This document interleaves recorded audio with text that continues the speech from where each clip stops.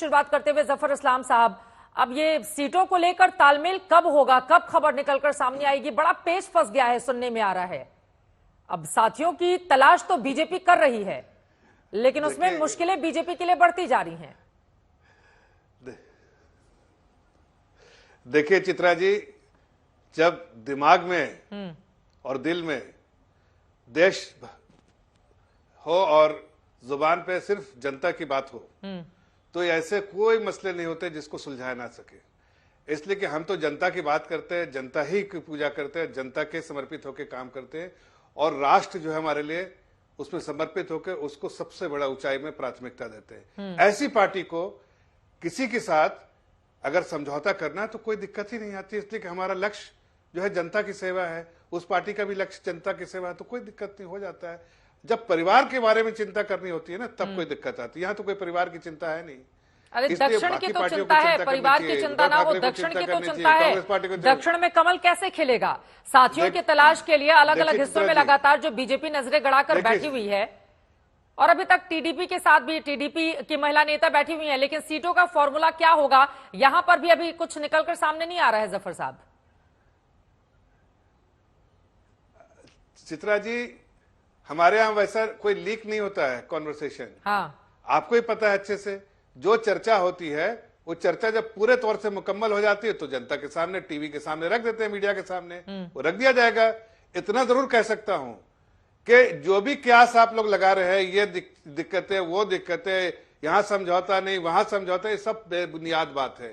हकीकत एक ही है कि हम चिंता करते हैं जनता की, और जनता की चिंता करने वाली पार्टी को कोई, उनको समर्थन, उनको आशीर्वाद जनता का रहता है, उनको ताकत जनता होती है, कोई दिक्कत कठिनाई नहीं आती है। और मैं फिर से एक बार कह रहा हूं, हाँ। दक्षिण में भी, उत्तर में भी, पश्चिम में भी, सब जगह हमारे जहां जहां घटक दल है, हाँ। जहां जगह आपकी नजरें जाएंगी, हाँ। उस प्रदेश में हमारे साथी होंगे। ठीक है। और अनुराग भदौरिया जी, सभी, इसलिए मेरे पूरे अनुराग भदौरिया जी, पूरब में तो प्रधानमंत्री की मौजूदगी है, वो कह रहे हैं पूरब, पश्चिम, उत्तर, दक्षिण हर तरफ कमल खिलेगा, और इस बार रिकॉर्ड तोड़ मतों से जीत कर आएगी भारतीय जनता पार्टी और उसकी सहयोगी पार्टियां।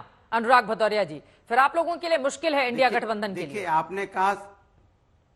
आपने कहा साथी सीट बढ़ाना, ऐसा नहीं है, साथी और बढ़ाना।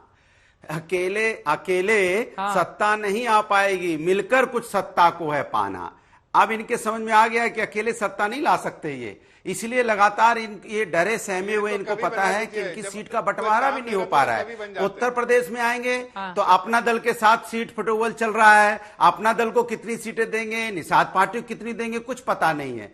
महाराष्ट्र में तो क्या हो रहा है आप भी अच्छी तरह जानती हैं। महाराष्ट्र में तो शिवसेना इनके ऊपर हावी है, उधर एनसीपी सीटें मांग रही है, उधर बीजेपी अपनी सीटें मांग रही है। बताइए, पहले 24 में लड़े थे, मुझे तो लगता है इस बार 4 में लड़ जाए तो बड़ी बात है। अब इनके आपस में सीट फटोवल चल रहा है, क्योंकि अब इनके अंदर ये हो रहा है कि कौन सत्ता तो अकेले आ नहीं सकती, जनता ने हमें नकार दिया है, जनता अपने मुद्दों पे अड़ी हुई है, तो ये सोच रहे हैं कि ज्यादा ज्यादा और घटक दल आ जाएं तो शायद भारतीय जनता पार्टी लड़ते लड़ते, मुझे ऐसा ना हो कि भारतीय जनता पार्टी अपने अलायंस दल से भी कम सीटों पे लड़े, जो हालत देखने को मिल रही है। दूसरों पे ये हाल उठाते थे, दूसरों के इंडिया गठबंधन की बात करते थे। इंडिया गठबंधन तो देखिए पूरी तरह दिखाई दे रहा है, जहां जैसा सीन है आपको देखने को मिल रहा है कि वहां पे मिलके चुनाव लड़ रहे हैं। बट इनके साथ क्या हो रहा है, इंडिया गठबंधन तो अपने एकदम क्लियर है। इंडिया गठबंधन तो दूसरे घटक दल है, वो कहां से लड़ रहे हैं, कितनी सीटें मिली हैं, कौन उतर रहा है रायबरेली और अमेठी से? गठबंधन तो साफ, एक बार जवाब सुन ले, कौन उतर रहा है रायबरेली और अमेठी से? सुने, इंडिया गठबंधन का तो साफ है कि हमने 17 सीटें दी हुई हैं उनको, जिनको मर्जी उनको लड़ाएंगे। अब देखिए, आपके पास सवाल ही नहीं बचा इंडिया गठबंधन से पूछने के लिए, तो आप कैंडिडेट पूछने लगे, कैंडिडेट कौन लड़ेगा। पहले पूछते थे सीटें कितनी आएंगी, कितनी सीटों का बंटवारा होगा, अब सीट बता दी तो आप कह रहे कैंडिडेट कौन होगा। अरे वो तय करेगी कांग्रेस कौन कैंडिडेट होगा, लेकिन इनका तो सीट का बंटवारा नहीं हुआ। हमारी घड़ी की सुई एक ही जगह नहीं अटकी रहती है ना अनुराग भदौरिया जी। अब उससे इतर आगे बढ़कर सवाल पूछा जाएगा ना कि जो महत्वपूर्ण सीटें हैं, क्योंकि आपके जो सहयोगी दल हैं उनमें जो सबसे बड़ा चेहरा है, क्या वो उतरेंगे उत्तर प्रदेश से? नहीं उतरेंगे। अभी कोई कांग्रेस का नहीं है, तो ये सवाल आप ही से पूछा जाएगा। तो सवाल खत्म नहीं हुए हैं। दरअसल सवाल कोई भी खत्म नहीं होता है, जवाब देने वाले के ऊपर निर्भर करता है कि सवालों का सामना उसने कैसे किया है। और आप डर कर भाग रहे हैं अनुराग जी। नहीं, सवाल नहीं, डर नहीं मारा। सवाल और भी है, नागपुर से नितिन गडकरी लड़ेंगे नहीं लड़ेंगे, ये भी तो सवाल है, जरा पूछ लीजिए। ठीक है, तो बड़ी सीट है। बोलिए, गडकरी जी को लेकर बड़े सारे सवाल हैं जफर साहब। सवाल ये नहीं है। हाँ, आप भी बड़ा मुंबई में कई बार आप वहां से बैठते हैं लाइव डिबेट में हमारे, बताइए क्या है महाराष्ट्र का सियासी समीकरण, और हंस हंस के बात को टालने की कोशिश मत कीजिएगा जफर साहब। देखिए अभी देखो हकलाने लगेंगे, देखिए अभी हकलाएंगे। बताइए शिवसेना शिंदे वो गडकरी जी पे बात। अरे अब हकीकत ये है कि ये दो कमजोर कंधे वाले अपनी ताकत बताना चाहते हैं। अरे भाई, भारतीय जनता पार्टी अपने बलबूते पर सरकार बना सकती है, तुम क्या कर सकते हो जरा बताओ जनता को। जब नागपुर से लड़ेंगे, अरे गडकरी जी क्लियर है, सुन लिया ना, गडकरी जी कहां से लड़ेंगे? नागपुर से लड़ेंगे। अरे कान में नहीं सुनाई दे रहा, जरा ठीक कीजिए। नागपुर सुनाई नहीं दे रहा क्या? कितनी सीटें दे दी सिंधे गुट को? आप छोड़िए, मैं आपको बात, अरे छोड़ो पहले, आप पहले मैं बता रहा हूँ, मैं आप जरा पहले सुन लीजिए, बीच में मत बोलिए, ये एंकर का काम है। मैं इतना बता रहा हूँ कि आपको कितनी सीट, आप उत्तर प्रदेश में कितनी सीट पाइएगा? 0 बटा 0 प्लस 0 क्या होता है? वही होने वाले हैं 0 plus 0 Congress plus Sapa 0 plus 0। आप लोग को 80 में से 0 सीट मिलेगी। नहीं, हम तो कह रहे हैं 80 में से 0 मिलेगा, और हम बता रहे हैं आपको हमने तो 2-3 दिन में तो हमारा सारा क्लियर हो जाएगा। आपका क्या होगा? आपका क्या होगा? बोल लेंगे अपनी बात तो ज्यादा दर्शक समझ पाएंगे, प्लीज। दोनों ही से गुजारिश है, अनुराग जी उनकी बात खत्म हो जाए फिर आप बोलेगा। और भी मेहमान है जो अपनी बारी के इंतजार में है, एक एक करके प्लीज। मैं तो सिर्फ देखिए, इनको अब कवि बनना है, इसलिए कि यहाँ राजनीति तो खत्म हो गया, अब ये पैदल हो गया राजनीति से, इसलिए कि इनको कोई बचा ही नहीं, कोई जमीन ही नहीं बची इन लोग के लिए। इसलिए अब राजनीति में देखिए हर दिन आप कुछ ना कुछ ये कवि की तरह गाते हैं, इसलिए कि इनके पास कोई जवाब नहीं है। हकीकत यह है कि 80 की 80 सीटें हम उत्तर प्रदेश में जीत रहे हैं। इनका क्या होगा? ये तो दोनों कमजोर कंधे वाले साथ रह रहे, सोच रहे हैं किसी तरह हमके कुछ ताकत एक दूसरे को देंगे, लेकिन दोनों के पास ताकत नहीं है। समाजवादी पार्टी इस बार 0 होगी, 0, याद रखिएगा, और कांग्रेस के साथ आके और 0 हो जाएंगे। लेकिन दूसरी बात एक चीज और बोल रहे हैं, जहां तक महाराष्ट्र का सवाल है, जहां तक महाराष्ट्र का नहीं, महाराष्ट्र के बारे में कह दे रहे, 1-2 दिन की बात है, आपको पूरे तौर से मुकम्मल तौर से सीट का अनाउंसमेंट होके सब कुछ हो जाएगा। ये क्या कर पाएंगे भाई? ठीक है, बोलिए। कांग्रेस वहां 0, यहाँ उनके साथ 0, सब जगह 0। इस बार मैं आपकी भविष्यवाणी कर रहा हूँ, और कांग्रेस की भी। कांग्रेस पिछले बार 52 आई थी, अब उसका उल्टा होगा 25, और इनको 0 आएगा, 0। बोलिए अनुराग जी, आप भी कोई भविष्यवाणी करें? अरे क्या सुन ले, आप कभी बताइए, आप कविता गाइए, अब उनको बोलने दीजिए प्लीज, बाकी लोग इंतजार कर रहे हैं। जफर साहब प्लीज, अब उनको बोलने दें, बाकी लोगों के पास जाना है।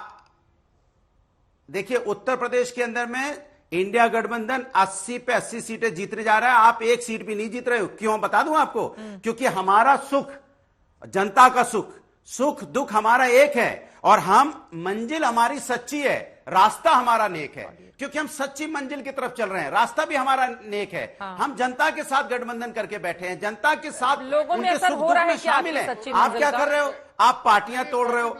सुनिए, आप पार्टियां तोड़ रहे हो, आप नेता तोड़ने में बिजी हो, और नेता तोड़ के लाते हो, फिर क्या बोलते हैं पता है आपको? नेता कहते हैं, अरे भैया आप मुझे गाली देते थे, अब आपको हमें पार्टी में शामिल करना पड़ रहा है। ये कैलाश विजयवर्गीय जी कह रहे हैं। सोचो क्या मजबूरी आपकी है कि आप जो आपको गाली देते थे उनको आपको माला पहनाना पड़ रहा है। मतलब आपको ये एहसास हो गया है कि हार मेरे दरवाजे पे दस्तक दे रही है, जो हमें गाली देते थे उन्हें भी हमें पार्टी में लेना पड़ रहा है। ये आपकी तकलीफ है, और आप इसको नहीं समझ पा रहे हैं। वो वाला स्लोगन याद आ जाता है बीएसपी का, चढ़गुंडन की छाती पर मोहर लगेगी हाथी पर। और उसके बाद से गठबंधन का कैसा क्या हुआ ये बताने की जरूरत नहीं है अनुराग भदौरिया जी। तो यहाँ पर सारी जितनी भी पार्टियां हैं सब एक ही रंग में रंगी हुई नजर आती हैं जब इस तरह का मुद्दा उठाया जाता है कि कौन किसके साथ आज है और कौन कल किसके साथ चला जाएगा। का जवाब ले लीजिए। हाँ बोलिए।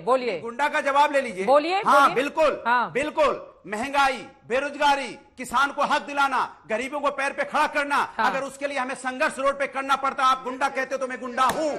अगर मुझे अरे ये बीएसपी का स्लोगन था, कोई यहाँ पर नहीं कह रहा है ये बीएसपी का स्लोगन समाजवादी पार्टी के लिए था। तहसीन पूनावाला जी अब सीधे आपके पास आते हुए, तहसीन पूनावाला जी ठीक है, अब आप दोनों लोगों को ऑडियो बंद कर दिया जाए। तहसीन पूनावाला जी, 39 सीटों पर कांग्रेस पार्टी ने अपने उम्मीदवारों के नाम का ऐलान कर दिया है। राहुल गांधी वायनाड से लड़ेंगे, लेकिन उनके अमेठी से लड़ेंगे नहीं लड़ेंगे इसको लेकर कयासों का बाजार गर्म है। और यहां पर बीजेपी कह रही है कि गांधी परिवार ने पलायन कर लिया है उत्तर प्रदेश से। और दूसरी तरफ कांग्रेस को क्या हो गया तहसीन जी, एक एक करके सुरेश पचौरी जैसे नेता कांग्रेस का दामन छोड़कर और बीजेपी का दामन थाम रहे हैं। थैंक यू चित्रा जी, आपके शो में शिरकत करने का मौका मिला। जब भी मैं आपके शो पे आता था, पहले ही भाजपा के जितने भी प्रवक्ता है, मेरे दोस्त थे, कहते थे अरे राहुल गांधी जी वायनाड से भी भाग रहे, अभी वायनाड से भी भाग रहे, अब वायनाड से डिक्लेयर हो गया तो कह रहे यहाँ से भाग रहे। भैया इनका कल मैं एक कंटेंट क्रिएटर को देख रहा था, चित्रा जी शायद आपने भी उन कंटेंट क्रिएटर को देखा होगा। उन्होंने अपनी एक स्टोरी बताई, बोले मैं जाके भविष्यवाणी करता था, ट्रेन में मुझे जगह नहीं मिलती थी तो लोगों का हाथ पकड़ता है, मुझे कुछ आता नहीं था, ऐसे में जाकर सीट पकड़ लेता था। वैसे ही भविष्यवाणी आपके शो पे जफर भाई कर रहे हैं, अपना कंटेंट दे रहे। कंटेंट ये होता है कि पार्लियामेंट में खड़े होकर चीखने वाले और चिल्लाने वाले, मैं अकेला सब पे भारी, मैं अकेला सब पे भारी, जाकर कांग्रेस के सभी लोगों को ले रहे। भैया अगर आप ही अकेले सब पे भारी थे तो काहे कर रहे हो?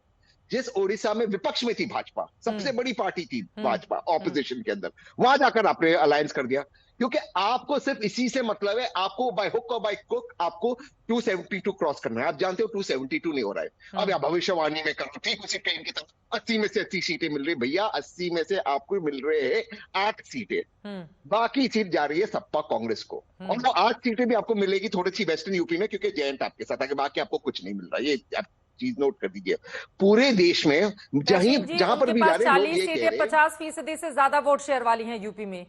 वो ठीक है, 1984 में कांग्रेस को भी 400 सीटें मिली थी, उसके बाद आया ना कांग्रेस का भी 50 सीट पर आ गई। वो थोड़ी क्योंकि उनको 2019 में 50% मिला, अभी 2024 में मिलेगा। देखिए चित्रा जी, इनका एक है, कहीं पर भी जाते कहते हैं उनकी बात हो जाए फिर आप जवाब दीजिएगा। बोलिए बोलिए तहसीन जी।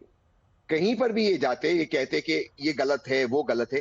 चित्रा जी मैं आपको एक आंकड़ा बताता हूँ, पिछले 30 वर्षों में 16 वर्ष भाजपा सत्ता में थी और 12 वर्ष कांग्रेस सत्ता में थी। 30 वर्षों में से 16 वर्ष भाजपा सत्ता में थी। इसके बावजूद अगर इतने सारी कठिनाइयां, इतने सारी परेशानी, मतलब इनका गवर्नेंस खराब है, तो लोग अब इनसे सवाल पूछेंगे। अब कितनी बार अनुराग भाई से लोग पूछेंगे, कितनी बार लोग तहसीन से सवाल पूछेंगे। सवाल तो इनसे पूछना है। इनको 2024 में 14 में मेजोरिटी दिया, 17 में इनको उत्तर प्रदेश में जीता है, 19 में जीता है, 22 में जीता है। इसके बावजूद अगर उत्तर प्रदेश नीति आयोग के इंडेक्स में सबसे बॉटम स्थान पर है, सबसे बॉटम, और खास करके ईस्टर्न उत्तर प्रदेश। नीति आयोग का रिपोर्ट अनुराग भाई, अखिलेश यादव, राहुल गांधी ने तो वर्तमान सरकार ने बनाई। नहीं, वो वाला आंकड़ा एक बार फिर से आप क्या यूपी के संदर्भ में वो आंकड़ा दे रहे हैं? कितने साल बीजेपी का शासन रहा, इतने साल कांग्रेस और सपा का? नहीं, मैं ओवरऑल देश में दे रहा हूँ, और मैं नीति आयोग की रिपोर्ट बता रहा हूँ। चाहे यूपी हो, चाहे बिहार हो, ये स्टेट सबसे नीचे स्थान पर रहे, जहां पर भाजपा की लगातार सत्ता रही। पिछले 10 साल से भाजपा यहां पर रही है। उत्तर प्रदेश और बिहार के अंदर उनका लगातार शासन में वो रही है। 3 साल बीच में आप तेजस्वी की सरकार और कांग्रेस की सरकार निकाल दे, तो लोग सवाल इनसे पूछेंगे कि लोग सवाल अनुराग से पूछेंगे, लोग सवाल अखिलेश जी से पूछेंगे, लोग सवाल राहुल जी से पूछेंगे। कौन सा तर्क लगा हुआ है? ठीक है, बोलिए पार्लियामेंट में सवाल पर बोलिए जफर साहब। ठीक है, जवाब ले लेती हूँ, बोलिए जफर इस्लाम जी। देखिए जब कोई पॉलिटिकल पार्टी जिसका खुद का वजूद नहीं है उत्तर प्रदेश में, और ये कहे किसी दूसरे के कंधे में बैठ के कि मैं भारतीय जनता पार्टी को 72 सीटों में हराऊंगा, 8 सीटें सिर्फ जितवाऊंगा, तो मुझे नहीं बल्कि पूरी जनता जो है ना आपके चैनल को चेंज कर देगी। ऐसे लोगों को रखिएगा। इसलिए चित्रा जी, जनता भी जानती है ना, तो इनको आशीर्वाद है ना इनको कोई, उनका जनता इनके बारे में जरा से चिंता करती है। देख रहे हैं ना, लोग तो आज तक देख रहे हैं जफर साहब। चित्रा जी मैं एक इंटरप्शन करूंगा। देखिए अगर ये कहते हैं, चित्रा जी देखिए मैं कह रहा हूं कि अगर ये कहते कि 78 सीटें आई तो जनता भी मानती, मैं भी बोलता चलो भाई 2 सीटें अगर ऐसा कह रहे तो, हालांकि मुझे 80 सीट की पूरी उम्मीद है, लेकिन अगर ये कह रहे तो उसको मैं काटता नहीं, बोल देता चलो ठीक है, इस पे जरा नहीं करते हैं, इवन दो हम 80 सीट जीतेंगे जरा नहीं करते हैं, जनता भी मानती। जब ऐसी बात करते हैं ना तो इनका विश्वास वैसे ही खोए हुए हैं और भी विश्वास खो देते हैं। ये सपा हम जीतेंगे, हम जीत रहे हैं, अरे कहां जीत रहे हो भाई? तुम्हारा अपना ट्रैक रिकॉर्ड नहीं खंगाल के देख रहे हो कि क्या हो रहा है? तुमको 2 सीट मिलती है, 3 सीट मिलती है, तुमको कुछ सीटें 0 सीट मिलती है। अब जो लोग जो है राहुल गांधी भाग रहे हैं, उधर हेल्थ की वजह से सोनिया गांधी जी चली गई, मैं उनके बारे में, प्रियंका गांधी तो लड़ सकती थी, अब वो कह रही मैं नहीं लड़ूंगा। इनके बड़े बड़े लीडर गहलोत जी, मैं नहीं लड़ सकता। डर लगता है ना क्या भाजपा के एक साधारण परिवार से आए हुए प्रत्याशी से हम हार जाएंगे? जनता का विश्वास नहीं, ना आशीर्वाद है। तो ये चाहे आप देखिए कमलनाथ, मतलब कांग्रेस के सभी बड़े नेताओं ने आपको बता दिया है कि चुनाव नहीं लड़ेंगे, हम डर रहे हैं।